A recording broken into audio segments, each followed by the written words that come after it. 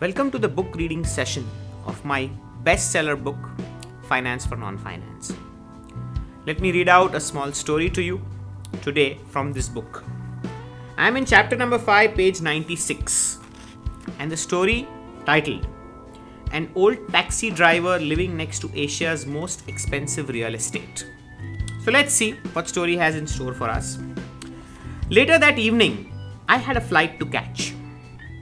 I went to the taxi stand and found one old white-bearded uncle with his new cab.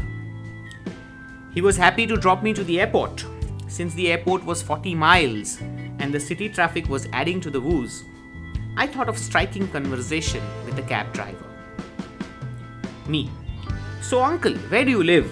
Uncle: "I live very close to Business District." "Business District? What are you talking about?"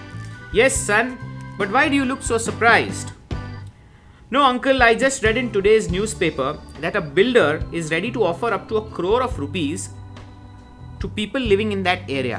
Is that true?" Uncle: "Yes, but partially true. The whole truth is that we've been negotiating with him for quite some while now. He started with 10 lakhs. We've reached close to rupees 80 lakhs. We have given him our final offer. Our residential association will hand over the land if he raises his bid to 1 crore. But again, not all of us would get 1 crore each. It depends upon the size of the hut.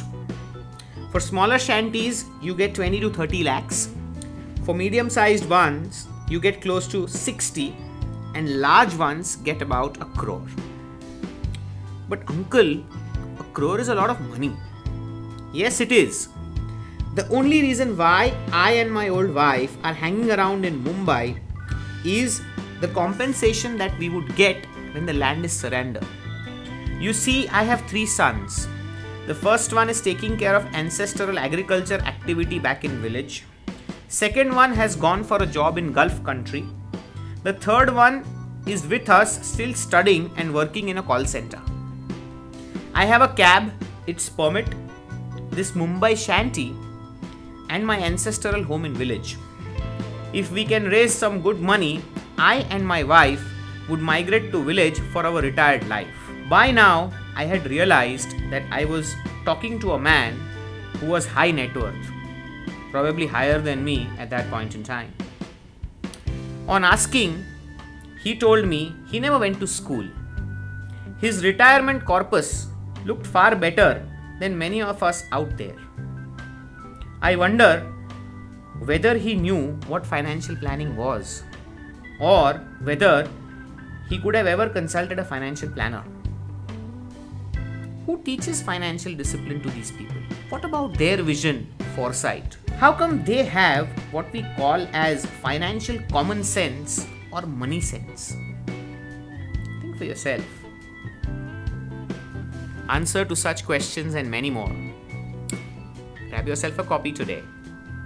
Finance for Non-Finance.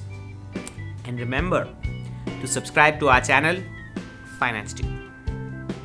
Then, depending on the need and expansion requirements and stuff like that, you may go from round 1 or round A to round 2 or round B, and then from round 2 or B to round 3 or round C.